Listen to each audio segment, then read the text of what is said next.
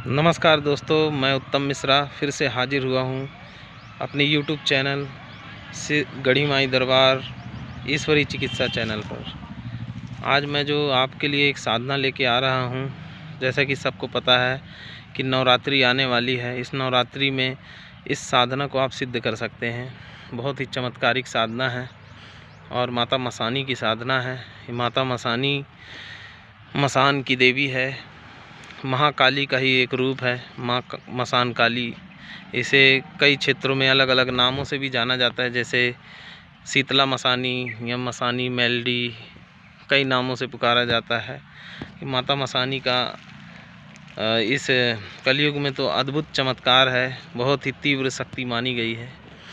जिस साधक के सर पर माता मसानी का हाथ होता है, कोई तंत्र मंत्र जादू टोना, किसी भी बड़े से बड़े तांत्रिक कवार पल भर में चकनाचूर कर देती है।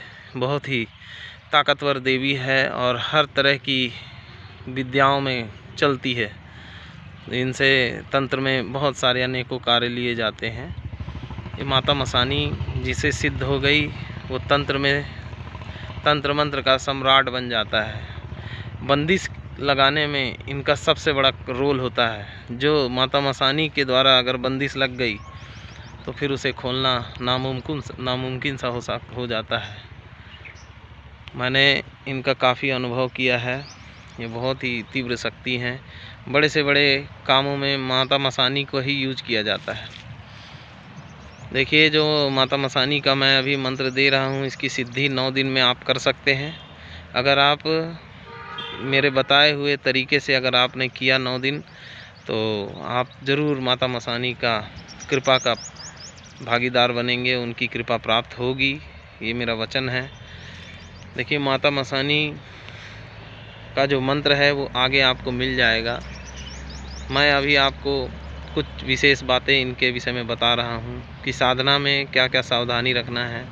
सावधानी ये है कि आपको नवरात्रि में 9 दिन ब्रह्मचर्य का पालन करना है।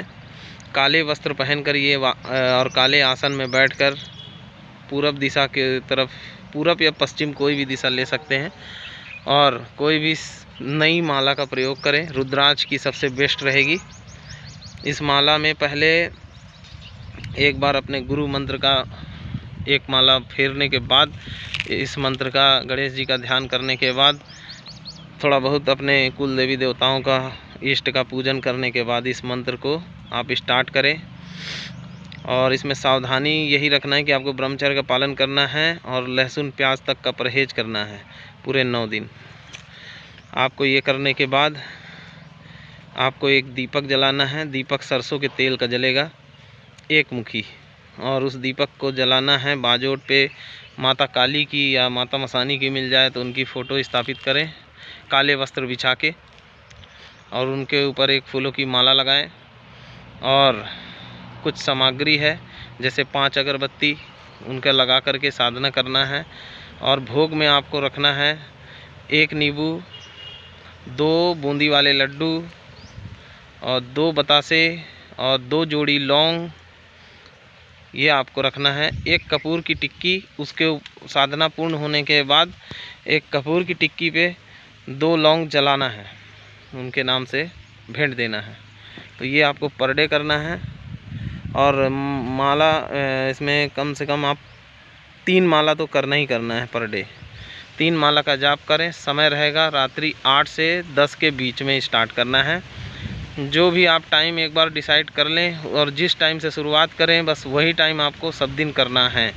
और साधना खंडित नहीं करना है। साधना अगर 3 माला कर रहे हैं तो 3 माला ही करना है, उससे कम नहीं चलेगा। एक बार की बैठक में करना है, और पूरी ध्यान केंद्रित करके सीधे पीठ को सीधा करके एकदम तने हुए तरीके से आपको बैठना है। और माला को नाभि के ऊपर से रख करके ही साधना करना है, माला नाभि के नीचे न जाए। ये सभी चीज़ें होती हैं कुछ साधकों के लिए ज़रूरी, इम्पोर्टेंट। यही छोटी छोटी चीज़ें हैं जिसको लोग नहीं जानते और साधना उनकी असफल हो जाती है। तो गुरु का काम है कि उसे पूरी तरीके से बताए कि कैसे साधना करना है और क्या चीज़ों का ध्यान रखना है। काले आसन पर बैठे, काले कपड़े धारण करें, और सबसे ज़रूरी बात यह है कि आप सुरक्षा मंत्र का घेरा लगा करके ही बैठे। दो चीज़ें होती हैं, गुरु को बताना चाहिए ये बात। दो चीज़ें होती हैं, एक तो आप अपने शरीर के ऊपर मंत्र पढ़ के अपनी शरीर की सुरक्षा करते हैं, लेकिन साधना में ज़रूरी होता है कि आप घेरा लगाएं, क्योंकि वो आवश्यक है। अगर आप वो घेरा लगा देते हैं तो कोई भी दुष्ट शक्ति उस घेरे के अंदर प्रवेश नहीं करेगी और आपका साधना पूरी तरीके से सफल होगा। तो कुछ कुछ बातें हैं आपके पास होगा ही, जो साधक हो, मेरा विनम्र निवेदन है कि जो साधक हैं वही इस साधना को करें, क्योंकि नया साधक इस साधना को बिल्कुल भी ना करे। बिना दीक्षा के माता मसानी की साधना नहीं उठाना चाहिए। और मेरा भी यही आपसे अनुरोध है कि जो नया आदमी है, नए साधक हैं, नए नए इस फील्ड में आए हैं, वो बिल्कुल भी इनकी केवल जानकारी के लिए इस वीडियो को देखें।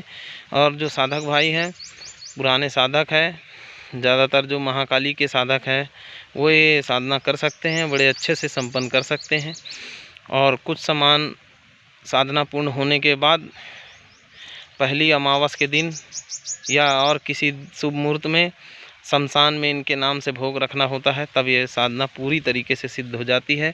इस मंत्र से आप अष्टकर्म सिद्ध कर सकते हैं, किसी बीमार को ठीक कर सकते हैं, भूत प्रेत बाधा को ठीक कर सकते हैं। और मंत्र से आप वशीकरण, मारण, उच्चाटन, वैसे देखा जाए तो माता मसानी मारण की ही देवी है।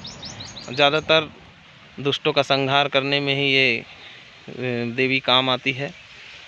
तो जैसे ही ये सिद्ध होगा, आप देखेंगे कि माता मसानी की कृपा के बाद से आपके दुश्मन स्वतः ही परास्त होना चालू हो जाएंगे। ये इतनी बड़ी अद्भुत कृपा है माता की।